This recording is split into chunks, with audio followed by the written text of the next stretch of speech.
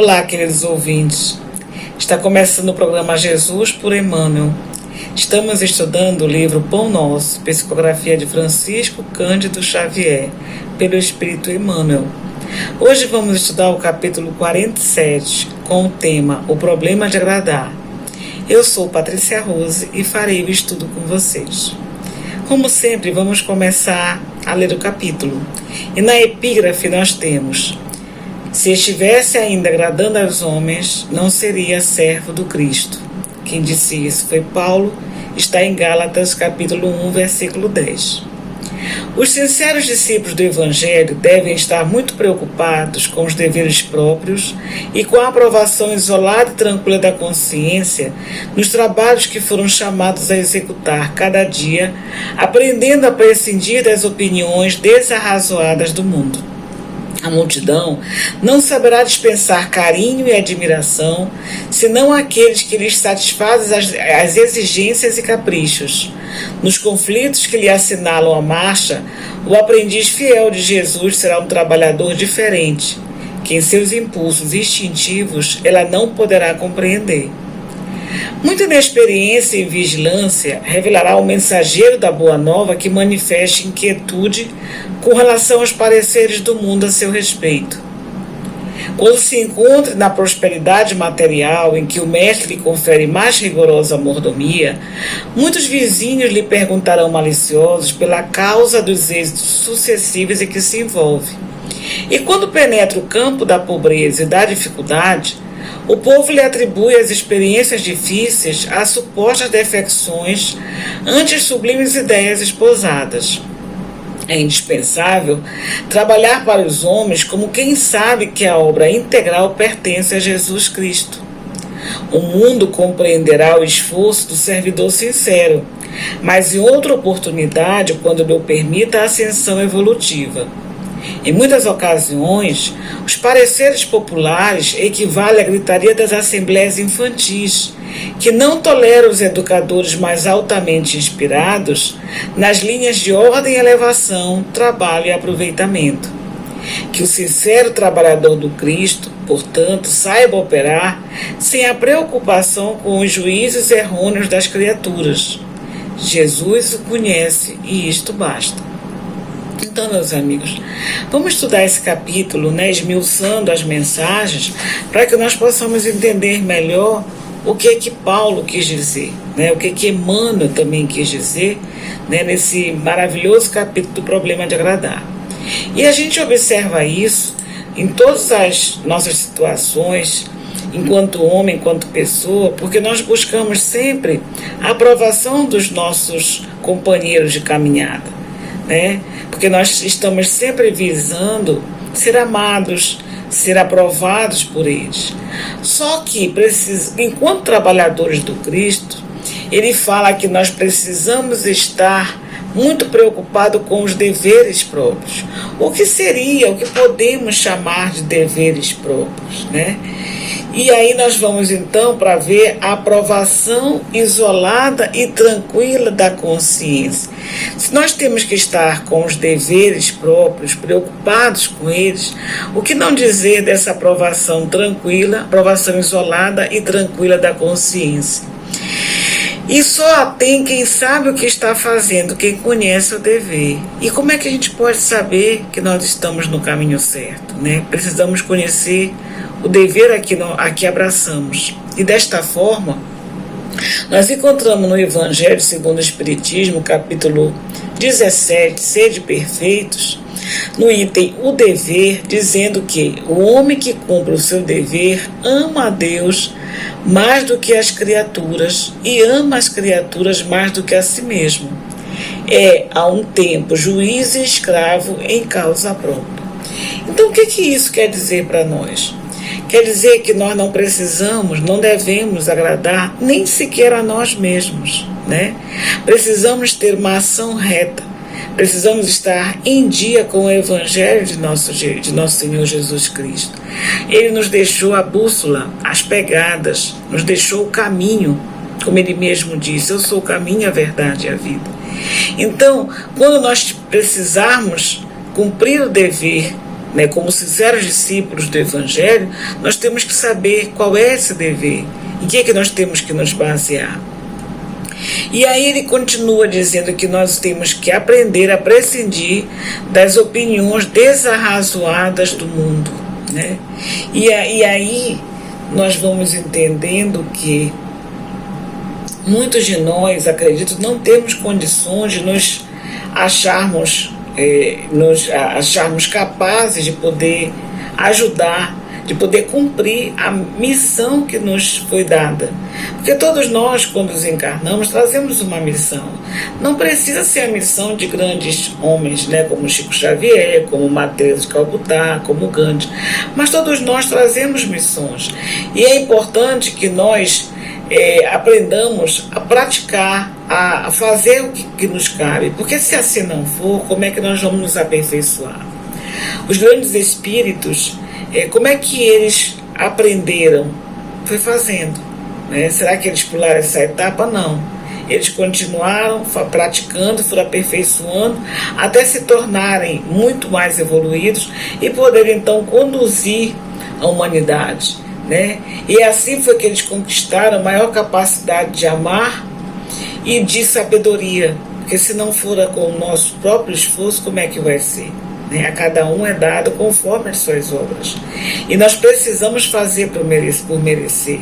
Precisamos caminhar com os nossos próprios pés, sabendo o que é certo. E para isso, nós vamos nos tornar um trabalhador diferente, né? Eu achei muito interessante essa colocação do trabalhador diferente, porque nós nos destacamos da humanidade. E quando nós somos diferentes, nós precisamos entender que praticar o bem é um grande compromisso que assumimos quando decidimos servir a Jesus, de maneira a inspirar os que conosco convivem, a buscar e desenvolver outras atitudes mais saudáveis que lhe tragam benefícios e outro futuro que não seja do sofrimento, ensinando por atos e não só por palavras que o amor existe e que somos todos merecedores dele e da felicidade que encontramos quando o praticamos. Então nós, como trabalhadores do Cristo, temos principalmente essa missão de mostrar para as pessoas que estão em nosso redor, a boa nova do Cristo, ensinar a eles que estamos aqui sim para aprender, para nos tornarmos melhores, que estamos em construção e por isso nós não somos perfeitos.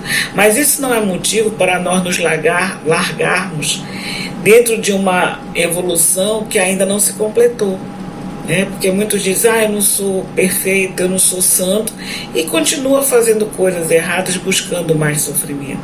E é aí, nesse momento, que nós, trabalhadores do Cristo, precisamos mostrar para eles esse compromisso e essa promessa do Cristo, né? De que o seu reino não era deste mundo, e não é, mas que nós precisamos fazer para alcançar, o que precisamos fazer para alcançar. E aí, quando nós estamos vendo que a multidão não sabe dispensar carinho e admiração só sabe dispensar carinho e admiração para aqueles que eles são afins, né, e que nós, por sermos trabalhadores do Cristo, nos distanciamos daquilo que é propalado pela sociedade, nós temos que entender que essas pessoas que ainda estão distantes do Cristo, elas convivem de formas muito diferentes, elas não têm ainda valores éticos, morais, que o trabalhador do Cristo deve ter. Ainda esposam a violência, ainda esposam o egoísmo, a vaidade, o personalismo como um todo.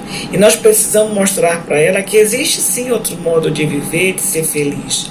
Porque somente convivendo com os que não têm a violência como norma de conduta, poderemos aprender a trilhar outros caminhos. E é isso que nós vamos ensinar a ela, com exemplos diferentes, observando a paciência, a compreensão, que imprimirá aos poucos ao espírito dessas pessoas uma nova realidade, né, que elas até então não conhecem. Então, muitas vezes, nós somos o único evangelho que essas pessoas podem ler, né? E se nos coube essa missão de apresentar a elas o Cristo, que nós possamos desempenhar da melhor forma possível. Mas se nós continuarmos, né, nessa invigilância, nessa inquietude, como ele fala, que o mensageiro da Boa Nova, quando manifesta inquietude, eles se mostram ainda de uma forma muito infantil, né, nós não vamos conseguir, né, trabalhar de uma forma satisfatória, produtiva, porque nós estamos muito preocupados com o que o outro vai dizer, com o que o outro vai encontrar, né? E aí nós nos perdemos no meio do caminho. E nesse sentido, né, as pessoas começam a nos jogar pedras, né? Quando a gente está numa boa situação, elas dizem: isso aí é porque vocês estão agindo de forma errada, se fazendo conluio com outras pessoas maliciosas, e acham que nós estamos nos dando bem, porque sendo trabalhadores do Cristo nós estamos sendo beneficiados a mais, né? Ou então, quando a gente está numa situação difícil, elas começam a dizer que nós abandonamos aquilo ali, que nós não acreditamos, que era tão errado, né, que nós abandonamos, que é o que ele fala, né, que o povo vai atribuir às experiências difíceis as supostas defecções ante as sublimes ideias esposadas. Então, nós precisamos ter uma opinião firme. Sim, sim, não, não. Eu sou trabalhador do Cristo, na alegria e na tristeza, na pobreza e na riqueza. E para isso, mesmo que a vida nos acene com esses acontecimentos desagradáveis na área da saúde, da afetividade, das relações familiares e profissionais, nós precisamos manter a chama da esperança acesa, entregando a Deus as nossas aflições. E aí a gente vai provar a nossa fé, né?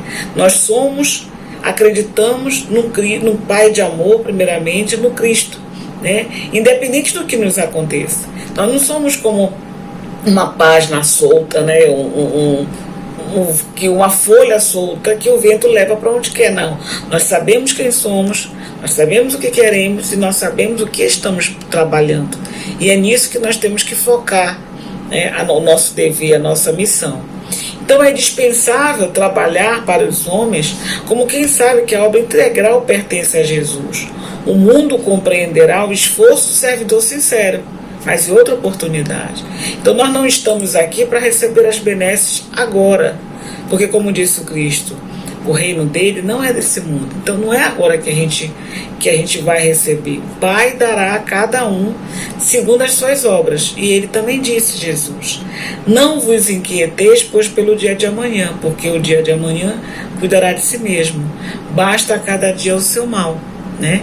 E aí vem Emmanuel, que nos diz que o bem que nós fazemos em qualquer lugar, o bem que nós fazemos para qualquer pessoa, é o nosso advogado em qualquer lugar.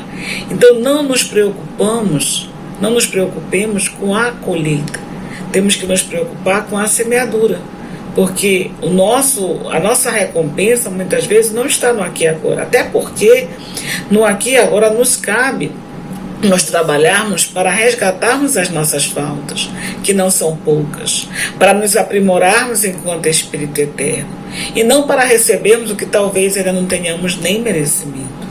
Em muitas ocasiões, os pareceres populares equivalem à gritaria das assembleias infantis, que não toleram os educadores mais altamente inspirados nas linhas de ordem e elevação, trabalho e aproveitamento. E o que é que a gente pode falar dessa linha de ordem e evolução, né? Nós temos que lembrar que o Cristo, quando estava para ser preso, ele pediu aos seus companheiros, aos discípulos, que enquanto ele fosse rezar, que estivessem orando com ele, quando ele se afastou.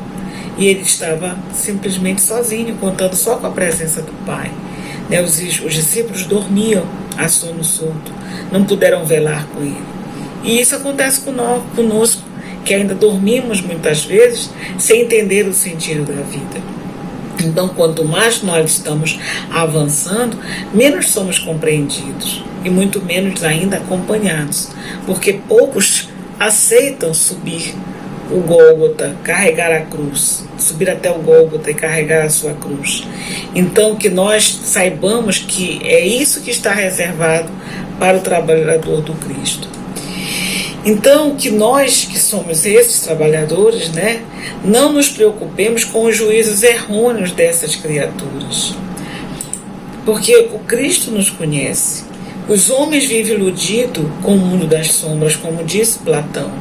Não sabem ainda, no atual estado evolutivo, discernir a ilusão da realidade.